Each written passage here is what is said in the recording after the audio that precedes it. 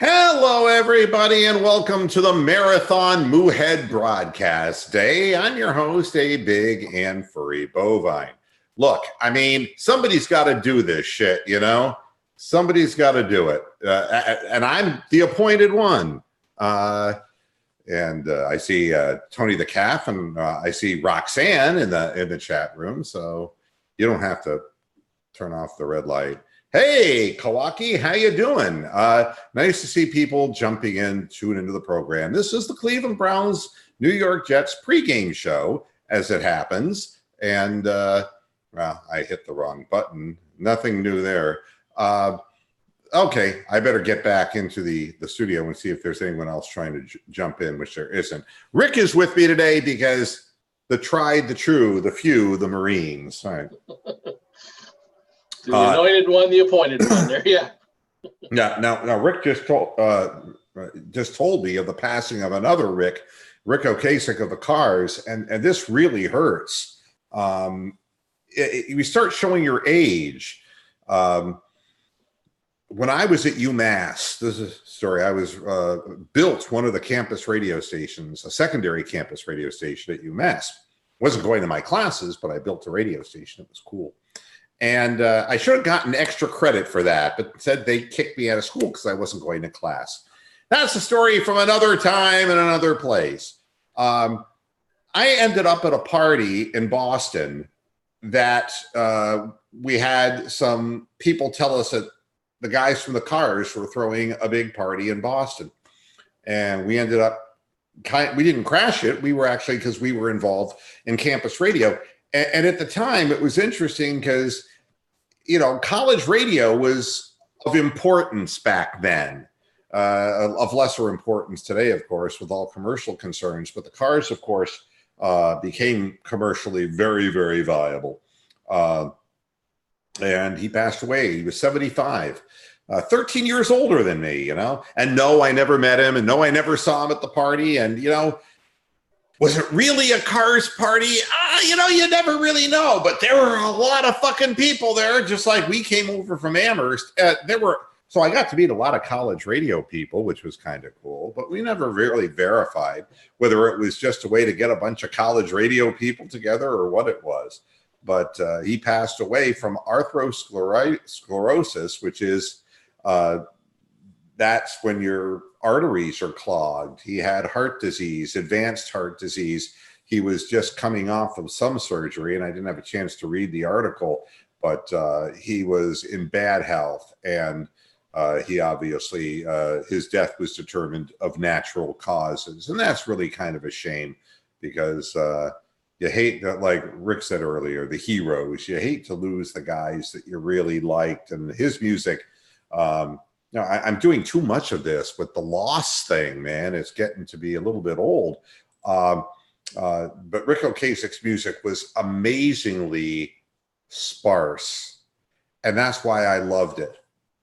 Lyrically, very uncomplicated. Another person I can say the same thing about is John Fogerty, who's still alive, thank God. A guy who is just very basic, you know? Every time you heard a John Fogerty song, it's like, oh, surely somebody's already written that song, you know? But no, it was him who wrote them all. And really some great stuff. And Jake joining us also. How you doing, Jake? All right. I thought we were on StreamYard. That's why I was a little late. Oh, no, StreamYard's for the halftime and postgame show. Yeah. This is a clusterfuck today. It really is. The whole game bait thing confused me. I'm going to be all over the place, and I'm going to be up doing this until midnight. I don't know. I'm going to wait till the midnight hour. This is going to be the Cleveland Browns pregame show, and I wanted to point something out to all of our viewers because a lot of people want to, they want to make predictions and all this, and what is important and what isn't important. Here's the first thing I can tell you. Drew Stanton was never the backup quarterback. He was a mentor all along. All right. We're a little bit wiser right now, guys. You know, Stanton has been placed on the IR with a knee injury. Garrett Gilbert will be backing up Baker Mayfield. Did you read about this, guys? I saw the headline on Cleveland.com. I didn't get a chance to read the entire story, though. Well, I mean, the thing that's really interesting is that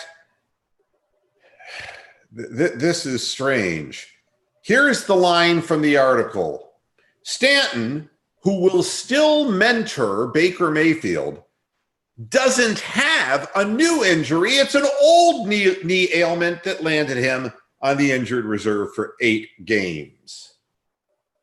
So you're wondering why they were getting this long look at Gilbert Gottfried as the backup, right? Well, and the reason is Aflac. Stanton was never the backup quarterback. That's why you didn't see much of him. All this talk about, Drew Stanton. No. He wouldn't have held up for 10 minutes with this offensive line. All right? So we learned that.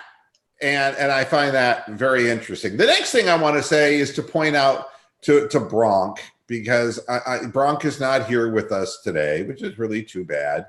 Although he may be coming in now, and I may be able to bring 2 people in here. 2 attendees trying to get in. There's Brian.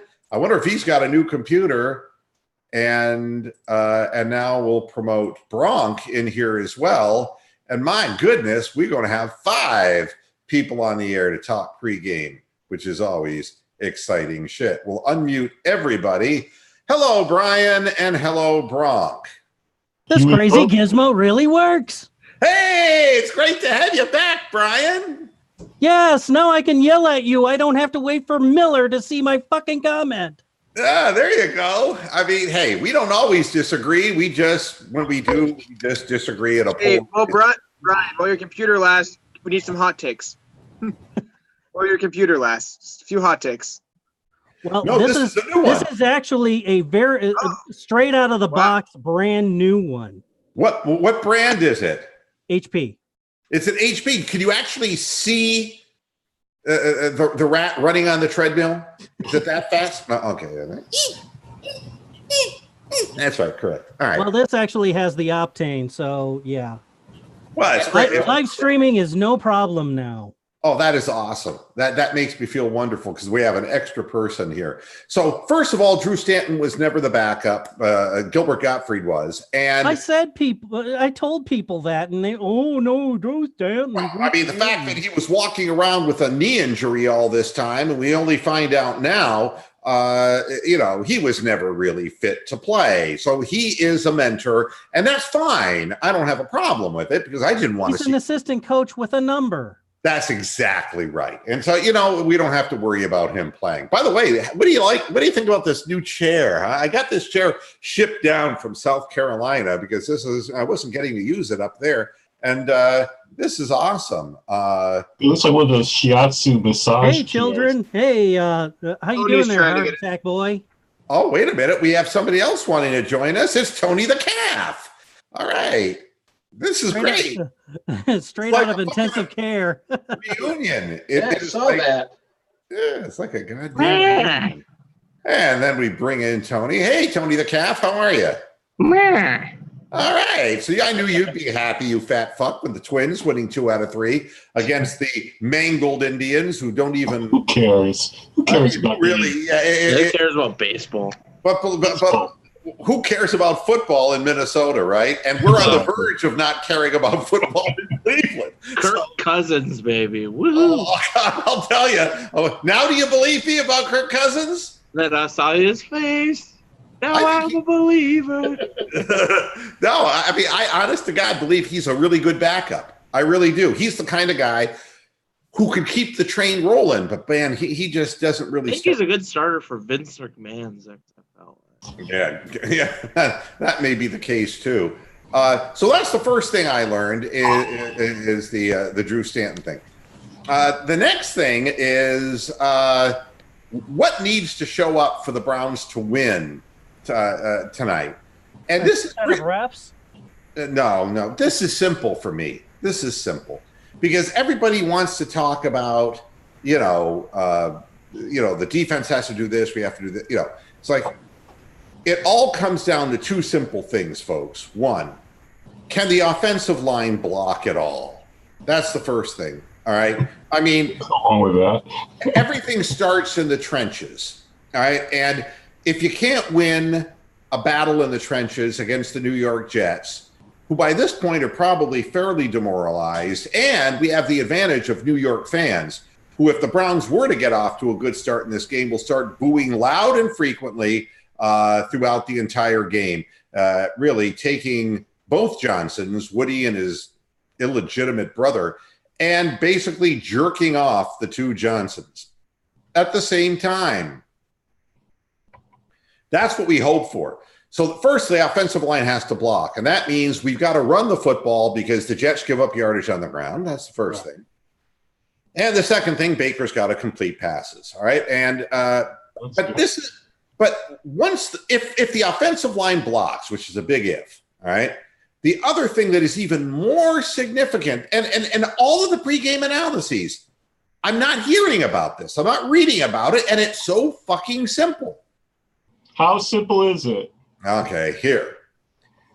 Have Baker Mayfield and the receivers actually figured out the playbook yet? I mean, it's obvious to me that in the first week they were not on the same page. A lot of those interceptions were caused by bad timing. Mm-hmm. You know, guys who he wanted to throw to on one-on-ones who were not winning one-on-one battles against a team that ended up losing to Jacoby Brissett. I don't want to hear about the goddamn Titans, you know? And I have a message, by the way, to Delaney Walker. I mean, first of all, if I could send you a facsimile of the Black Cow of Death so that you would just perish. I'm sorry I'm late, but I was going to bring up the Black Cow of Death. Who's he killing off all these rock stars? Yeah, I know. I'm keeping him out of this studio. He's on the other computer. He's been fucking watching YouTube. And I was like, God damn, he's got that YouTube music thing going in there and he's knocking them off. I missed my opportunity to tell my car story. So there you go. You can carry on with the show. Maybe some other time. Okay, yeah. I mean, it's amazing how these people touch people's lives. So right off the bat, have they figured out the offense? I saw a lot of interceptions thrown where receivers weren't to the place where they were supposed to be, where Baker was late throwing the football or holding onto the football too long. How much improvement is there going to be? Because you know something?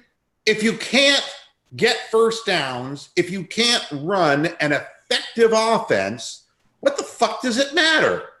I mean, your defense is eventually going to make, you know, there's going to be mistakes made, or you're going to make mistakes if you don't know the playbook, and you're going to throw interceptions again, and the Jets will get short fields, and they will put some points on the board. So these are the two questions that and we're going to find out very quickly. Either the Browns are on the same page and they are running a coherent offense in which the players, the quarterback and the receivers and the offensive line all are cohesive, or it's going to look like a jumbled clusterfuck like week one did. All right. So these are the two most important factors. Now, we'll start with Rick, seeing as how he was here first. What to you is the most important single factor going into this game that the Browns must execute in order to win this football game? Well, a couple things. First, I think establish the running game. Introduce yourselves to Nick Chubb again. Let him know that, you know, yeah, we appreciate you being here, and we're going to hand you the ball a few times, other than just like 4 or 5 times and a half or something like that. They picked up this one running back, McGuire, I think. So I guess he's signed up, and he's supposedly going to be up there with Chubb tonight. So he's a 1 week signing because he used to play for the Jets. He's a spy. I didn't know Jerry Maguire played football. Oh my God. The other thing would be to could we please knock off the penalties? It's hard to have a cohesive offense if you're always at 2nd and 20, 3rd and 25, 3rd and 15. You know, then maybe make sure the receivers and Baker all are, you know, not only on the same page of the playbook, but that they all have the same playbook, period. Right. I mean, the thing that bothers me, and we'll get to the next panelist in just a second here. The thing that really bothers me is that all we heard about is all the players lost their poise and, this wasn't the real Browns and all the bullshit that you hear. But the fact of the matter is, for 4 quarters, it was the real Browns, and they didn't know what they were doing out there. And it looked like Keystone Cops to me. So not a good thing. And how is Monken and Kitchens going to really get along together? I mean, how much longer? At what point is Freddie going to relinquish play calling and all of this stuff? All of this. Who knows? Let's go on to the next panelist. Jake, you're next. Well, I definitely agree with Rick on the run game. And I think the penalties, if we can just simply run the ball without holding or having frustrated linemen make a dumb play, is all we need, because everything was off schedule. 2nd and 20, 1st and 20, because you're behind schedule is not going to help out. I think if we just could run the ball, we're fine. Well, I think it'll come down to they would get every run that was more than 10 yards was getting called back for a stupid hold on the outside. By Harris. Well, some of those were by Njoku, and they just called the wrong fucking number. Okay, yeah. That is Greg Robinson. Yeah, I mean, I guess, to me, there's so many things that the Browns need to do. I'm going to let the panelists talk about this. Bronk, you're next. Oh, I'm next. Okay. We need to rotate our defensive ends and defensive tackles and let Chris Smith play if he wants to play. Okay, and not have Myles Garrett and Olivier Vernon and Sheldon Richardson play 90% of the fucking snaps like they do last week, and they were worn out by the end of the fourth quarter. So let's rotate some of these guys on defense. Let's have Mac Wilson see a few snaps on the defense too. And maybe we can get some turnovers like we didn't get last week and stop the Jets, because they're going to have like a backup quarterback. They got backup fucking offensive linemen. They got backups here, backups there, backups everywhere. Why don't we just worry about stopping the Jets and let the offense take care of itself like it did last year when we played the Jets? And I think we should be able to hold them to 10 or less points. And if we can't score more than 10 points, then we don't fucking deserve to win the game. Well, you bring up a name, Olivier Vernon. I just want to see him on the field. I know that he played a bunch of snaps, but he has to actually show up. There's players who were just invisible. Correct. They were completely invisible. And I haven't seen the inactive list yet. I don't know whether it's been published. I think it has to be published like an hour and a half before the game. So are they going to fucking enact Jannard Avery like they did last week, or are they going to play him? These guys who are half hurt, like Lamb and all these guys, are they going to be on the inactive list? Well, there's one big inactive, and that's Randall. Yeah, Demarius Randall. Concussion. Yeah, and probably Hilliard, I would imagine. Yeah, also concussion. They had 4 people ruled out: Randall, Hilliard, Lamb with a knee, and Darius Taylor with an ankle. Okay, and then Stanton. So there's 2 other guys that have to be, inactive as well. They had Antonio listed as questionable with an abdomen problem. Yeah, that's right. And I wanted to point that out too. One of our, Batonio is an important guy. He's going to play hurt, but he has an ab injury. So this is not a good situation. Brian, we'll go to you next. What is the most important thing the Browns need to do here?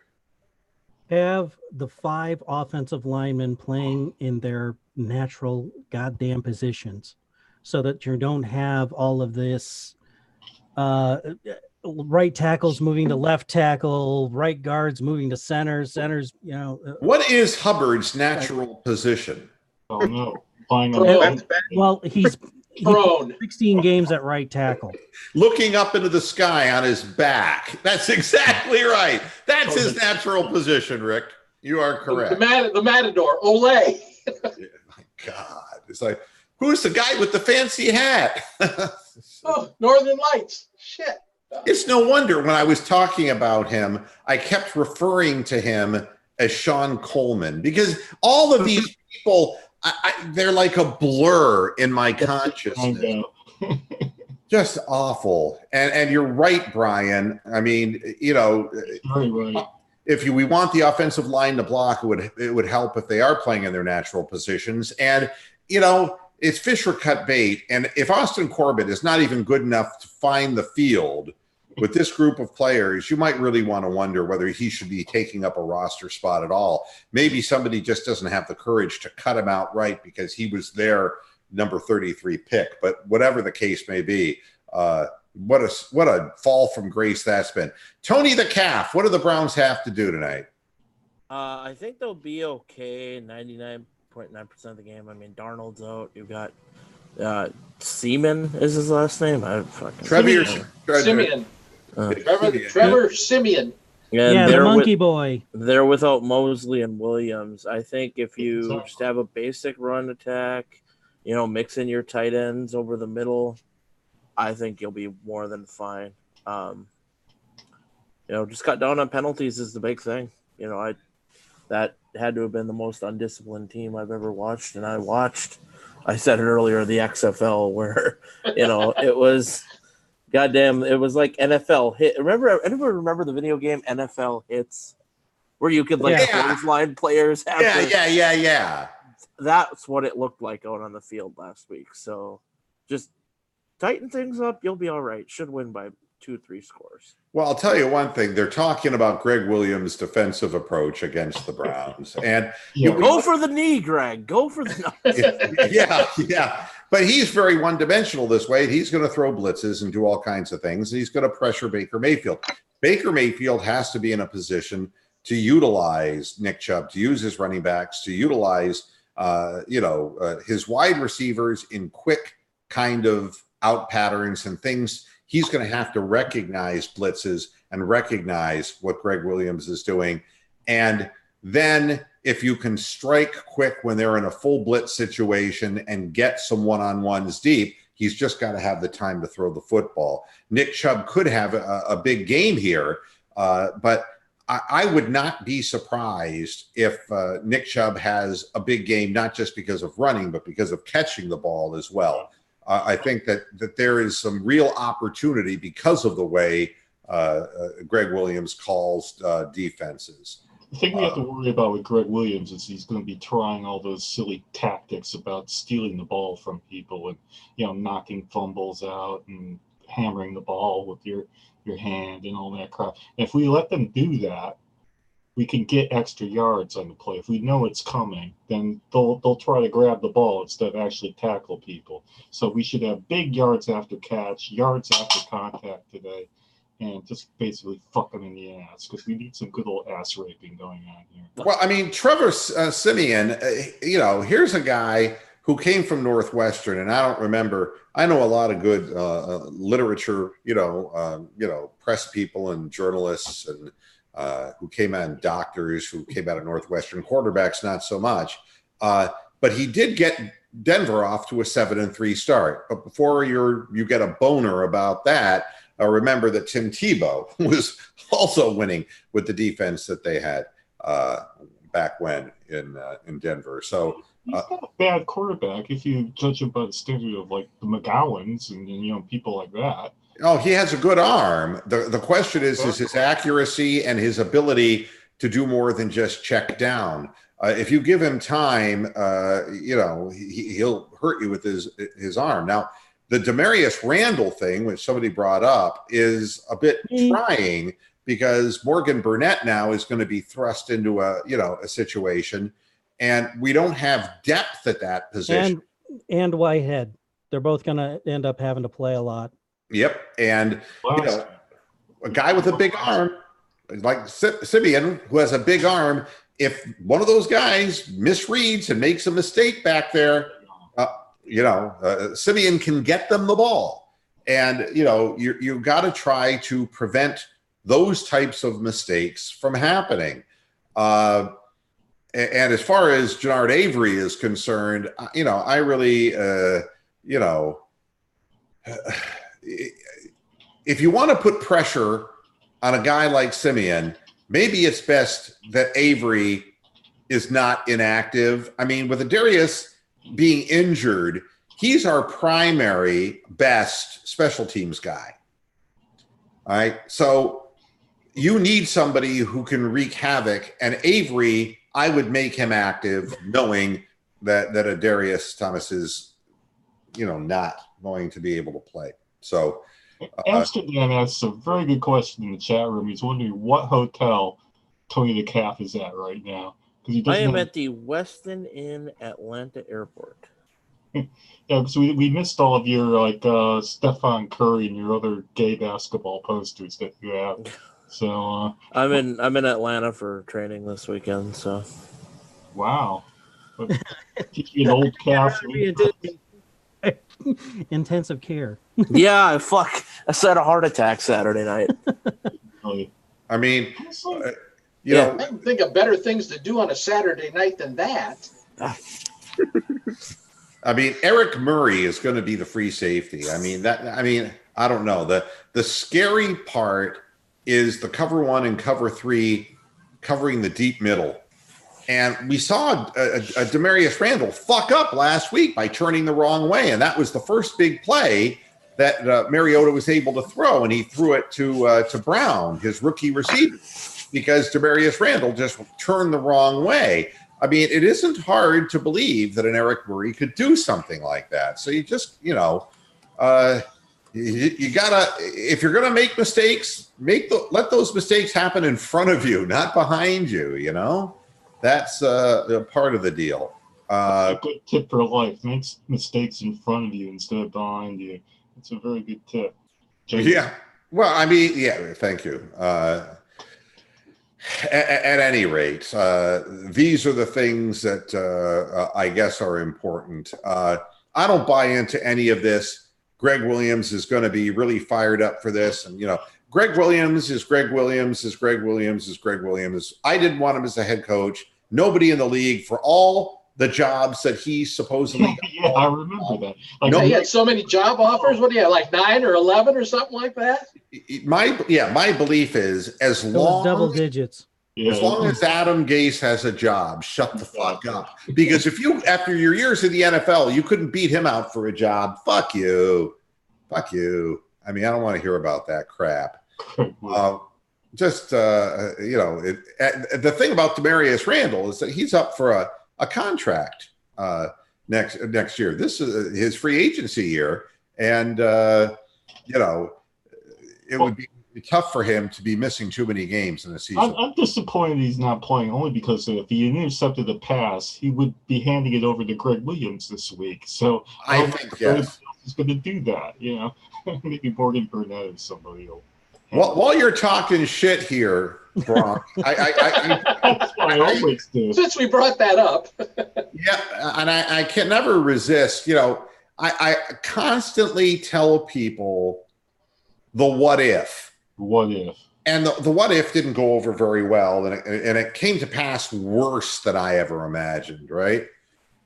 But the other what if, Ben Roethlisberger's out for the season, just like that. Yeah, but it's the Steelers, so watch Mason fucking Rudolph the Red-Nosed Reindeer have like a fucking all-pro season. Yeah. He was 12 of 19 against the Seahawks defense. Oh.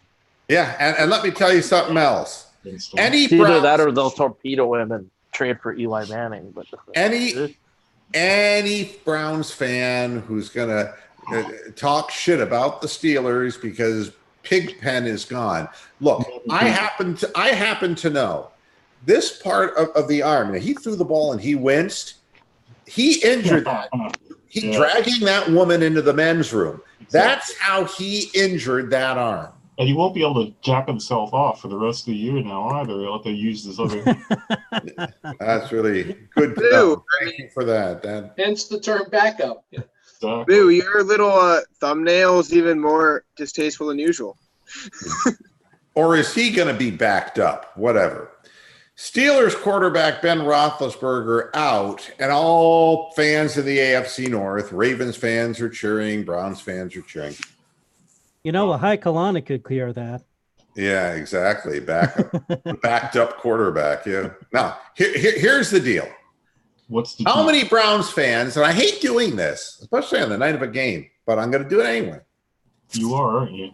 I'm going to say a name. Okay. All right. Ready? It's not Bubby Like Brister, is it? No, Mike Duncan. no. I'm conjuring the name. Tommy Maddox. Excuse me. Tommy Maddox. Touchdown, Tommy Maddox. Now, No, my fear is he'll turn into Cliff Stout, who actually took the Steelers to the goddamn playoffs that year. He No. did. And our team sucked ass. Tommy That was Maddox. 1983. Maddox won a goddamn Super Bowl. Maddox beat the Browns on the Dennis Northrop game. Oh, God. Everyone was saying, "Oh, Big Ben's gone. He's gone." Fucking Tommy Maddox, the life insurance salesman. Hey, I don't think any of us have been celebrating Big Ben being gone because we know this history. We know that you don't troll the Steelers about anything about ever. I mean, so yeah, if Tommy Maddox can do it, Mason Rudolph can do it.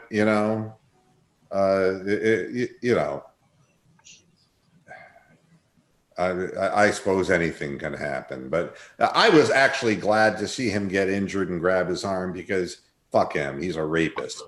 And, that's Ironically, Baker and Rudock are really good friends in real life. Really? So they were Peyton Manning's elite QB camp. They were roommates for like 3 years in a row. So they've been friends for a long time. Well, I mean, you never know what a guy's going to do until he comes out. Now he led a 2-touchdown comeback that against and damn near against the Seahawks, and that's pretty damn good.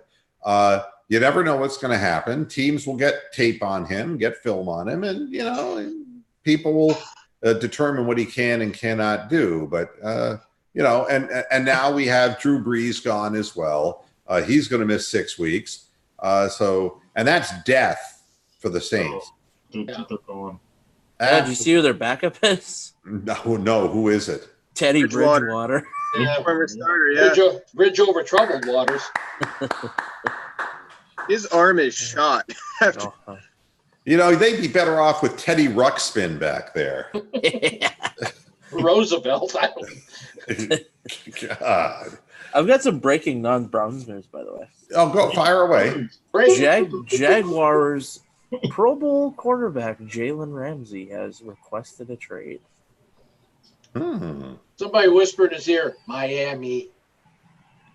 Yeah, for Minka Fitzpatrick. Yeah, we'll trade Minka Fitzpatrick one-on-one. He went after Marone at the end of the game yesterday. Yeah, I saw that. They sort of had to be separated. Do you know that in last week's game that even though he did make a splash play, I guess that's the new expression, splash play. Yeah. That Greedy Williams graded out 3 times better than who was the starting cornerback in the game? Denzel Ward? No. Burnett, right? The other guy. Morgan Burnett's a safety, isn't he? No, who Was is it the Carey? whoever the other guy was only like a 29.5 and Greedy Chris was Obanaya. Oh, yeah. Yeah. So I thought that was interesting. So you didn't hear his name, but he didn't make any big errors either. So that's kind of an important thing. So Greedy Williams is probably going to start getting more and more snaps. Oh, Terrence Mitchell. Terrence Mitchell, that's right. So, I mean, Terrence Mitchell was just getting burned. He was toast. So, like Elvis Patterson toast. Yeah, exactly. Now, one thing that I thought was really, and I want to bring this up just out of the clear blue because it has nothing to do with the Browns pregame show, but it's one of these few things that I can sit back and look at my audience and say, oh, God, I told you. All right. And you hate doing that, don't you? Yeah, being down here in Florida, there used to be good college football down here. Sucks now, though. Yeah, but there was already Not UCF. Yeah, UCF's pretty fucking good. They're still trying to play. Yeah, I mean UCF has become a program, but Miami has gone down the shitter. And Florida, once they hired Musgrave years ago. Yeah. Muskrat, whatever. Yeah. But nothing could be more precipitous and disastrous than Florida State and the Willie Taggart era. Well, I know. Will he or won't he? I mean, the people in That's New the York, question. the people in New York are finding out about Pat the vegetable zucchini Shermer. Okay, if you haven't heard, by the way, he's not named Eli the starter for week 3 because he's a fucking kumquat. The guy's an ignorant, stupid, lousy head coach. He was lousy in Cleveland and he's lousy in New York. Well, Willie Taggart sucks. How he got to Florida State, I have no idea. But what a fucking disaster it's been. A Florida State booster and his son have set up a lemonade stand in Tallahassee that charges $20 per cup of lemonade to raise funds in order to buy Taggart's $17 million contract out. Is there something in that lemonade to like help you watch the game when they're losing by 50? Originally, they were called Gin Lemon Sevens, I think.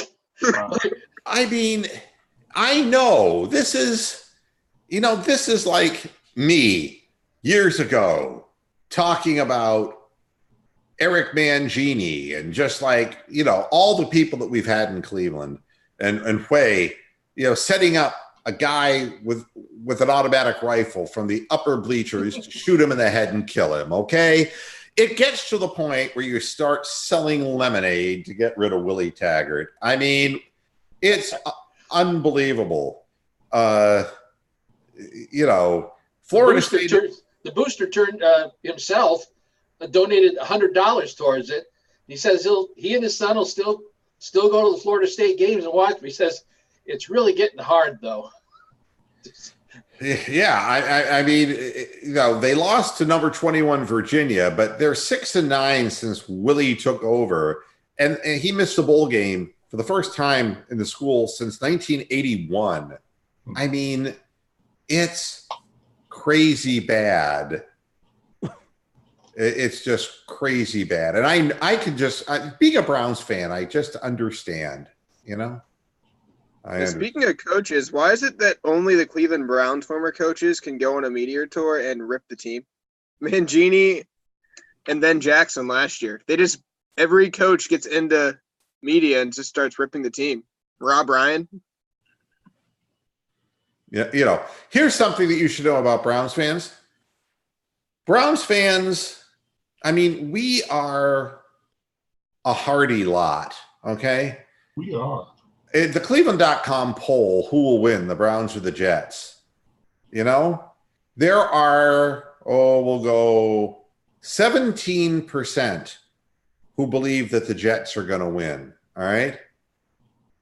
And another 11% basically believe the Browns are going to win by 3 points or less, so it's going to be a nail biter, right? 72% of the people believe that the Browns are going to win basically by 7 points or more. We've been burned so many times that there will always be the percentage of doubters. And the people at Florida State are just like the Browns fans were with Wade Jackson. It's like it looks like you're so far from the end of the tunnel. It's just amazing. But why can't that Seminole mascot ride on his horse and just inadvertently throw that spear in the wrong direction? And sorry, Willie. Yeah, it's here's the other thing that I wanted to point out. With Bitonio not at 100%, Treader's going to have to be awfully, awfully good. Christian Kirksey is going to have to be awfully good containing Le'Veon Bell. All right? If you're not hearing these players' names because they're getting blocked, this is going to be a long night, folks. I have a feeling they're going to end up putting Mack and Taki on Bell. Taki on the rundowns and Mack on the passing downs. You may be right. Olivier Vernon has to show up. I mean, that's something that we talked about earlier in the show. Njoku, at some point, promise is going to have to be exemplified on the field, not just in. This is his best opportunity because none of Greg's defenses have ever been good against the tight end. That is correct. And he has to catch the fucking football, and Baker has to find him. And then, with Adarius Taylor out, we've got Jamie Gillen, who did a nice job punting, but, he's going to have to really accentuate hang time because, and can we start a change.org to fucking end the stupid color rush uniforms? Well, fucking things. Uniforms don't bother me. It's the men who play inside the uniforms that bother me the most. So these players just simply have to show up for the Browns to get the job done. Well, let me put it very simply. If we lose tonight, we're going to be 0-6 because we're playing tougher teams on out from here than that. We got the Rams, we got the Ravens, we got the 49ers who are no chumps, then we have the Seahawks. So if we lose tonight, you might as well say it's 0-6. It's going to be a hard schedule. It's going to be a hard schedule for me. I mean, honest to God, next week again, it's an 8:20 start, Whatever will you do? I mean. And then in week 5, it's going to be another late game. I don't know, man. I got to get my fucking sleep. Yeah, the Niners game is a Monday night. Yeah. Yeah, it's and Kawaki's in the chat room basically saying,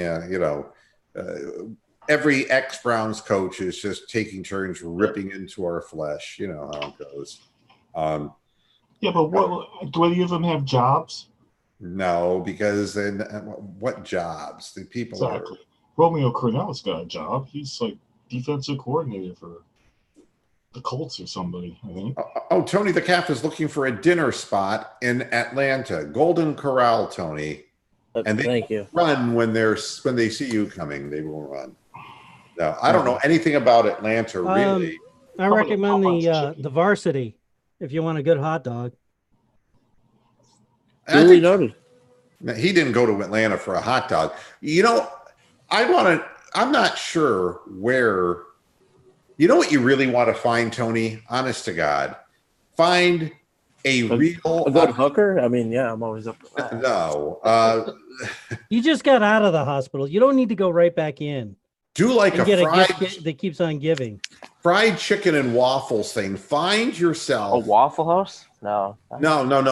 Fried chicken and waffles. You got to find a good soul food restaurant that is like a mainstay of Southern African American comfort food in Atlanta. And there's a bunch of them down there, and they're really good. I mean, that would be really, and Luca is in the chat room saying, try Desta Ethiopian Kitchen. They bring you an empty platter.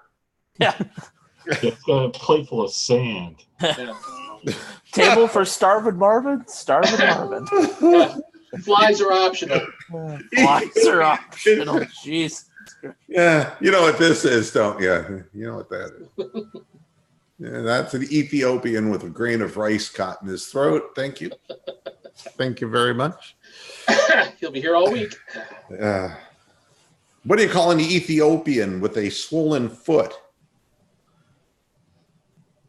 Full? No. About a 5 wood. Thank you. I know. Roxanne would be the go-to. Roscoe's Chicken and Waffles. Yeah, but Rox is nowhere near Atlanta. I mean, the thing is that there are, and you don't have to worry about ending up like in the hood. There are so many places. I'm not sure. I wonder if for a while, Gladys Knight had a restaurant. I don't know if that was in Atlanta, though, that did the whole chicken and waffles thing. But you might find something. Just find out where Oprah Winfrey ate when she was there, for God's sakes. Because for God's sakes, Mom. That should cover all of Atlanta. Yeah, exactly. I mean, how could you miss with that? Oprah's like Mikey, at least the top 3 zip codes. Yeah. With her ass. Yeah. Wow. So let's do our predictions for the game, shall we? And we'll go backwards. Brian, what is your prediction for the game? I think the Browns managed to pull this out, but I think it's going to be a nail biter, 19-16.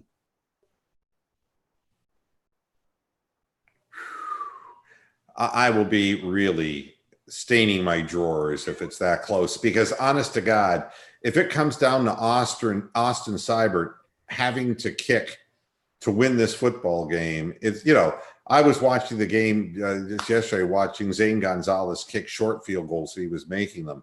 Well, I think the 19 points is going to come on 3 touchdowns. Oh, God.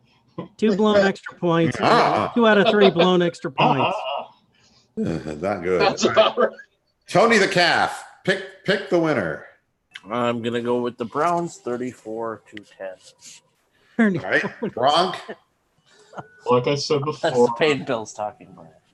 like I said before, I hope so. everyone done? Keep the money in the wallet. Okay. Go ahead, Gronk. The floor is yours. The floor is yours, buddy. Yeah, maybe just for a minute. The Browns will hold the Jets to like less than 12 points. That I will put my money on. But whether the Browns will score more, I have no fucking idea which team is going to show up. So it's either going to be 17-10 Browns, or it's going to be 41-10 Browns. So we'll see which Browns show up. I'm hoping it's the 41-10 Browns. Yeah, I know. I mean, the Bronc is not nearly as confident as he was a week ago. Jake, what do you think? No, I'm I not. think I was lied to. I commented last time 21-17. I think I'll stick with that. All right. And Rick? I think it's going to be close. I think the national spotlight this time is going to shine on all of them. I'll take the Browns, but it's only going to be 17-13. Well, that's similar to what I thought, but I think the national spotlight I don't think has anything to do with it. The spotlight is on them, whether they come back to Cleveland dead or alive. Because if they lose this game, the season is fucking over. My belief is, how does it all start? Okay. This game, if the Browns have been practicing hard and they're doing the right things, my feeling is they'll get off to a good start, and that will feed off of itself, and the negativity of the New York crowd will feed the Browns. All right. So that's one scenario. And that's if they're all on the same page. A bad start by the Browns, turnovers early, that kind of thing, it really hurts the Cleveland Browns, because the confidence of this team has already been shaken, and there will be questions about the offensive concept, and there will be questions about, if Baker doesn't understand it and isn't fluent in it, then who in the hell is? So to me, this game is won or lost in the first quarter of the football game by how we come out, and whether we're really taking it to them or we start out just, meandering and, three and done. Well, I still say the key is our defense and stopping them. If we stop them and annihilate them and get the field position game, we'll win this. Well, yeah, with that all said, I'm sticking with Browns 27, Jets 13, because, if it were our second string quarterback, Garrett Gilbert, who had to play this football game, I would be picking us to lose the football game. And so I have to be even-handed in this and do the same, knowing that, they are having Trevor Simeon playing the length and duration of this game. Well, I would say Simeon's better than Gilbert. Well, sure. But he's not as good as Baker Mayfield, and he's not as good as Sam Darnold. And the fact is, we have an advantage going into this game. We are healthier than they are at pivotal positions. And if we can't win this game, there's going to be a hell of a lot of outcry. That the meddler Jimmy Haslam ain't going to sit still for long. And that's the scariest part of all of this, is that, woo, I told you I'd be back. Woo! That's the last thing we want. I don't see Haslam overreacting and firing Dorsey, but I can see Dorsey getting rid of Kitchens by the bye week if we go 1-5 or 0-6. Yeah, I mean, obviously there's. If we lose. Yeah, it may be the shortest head coaching tenure. You'll never get a job. Tough to learn on the job in the NFL. Very tough to win on the job. That's it, folks. I got to get out of here because I got to move on. And I've set up the halftime and the post-game shows. I've already put up tweets about where the halftime show will be located on YouTube. If you look under my Twitter feed, you'll find it up there. But don't worry, I'll be putting it more, we'll be working with StreamYard, not with Zoom. So, you're using that ass of that Pittsburgh woman again, aren't you? Roethlisberger. Yeah, you bet, man. Fuck Pigpen. Fuck him. He wants to say that. Like a big cheese wheel that went horribly wrong. Exactly. And I mean, that's what I. Cheddar. Lots of cheddar. Yeah, that's what I mean, fromage is the word. Yeah. Actually, it's a special cheese, Fromunda cheese. No. I'd be confused with cheese and rice, right? Thanks, everybody, for tuning into this episode of Boohead Radio, the pregame show. We'll be back at the half, and hopefully I'll be smiling and not ranting. Until then, go Browns. Let's get it done. Hasta la vista. See you at halftime. Bye-bye.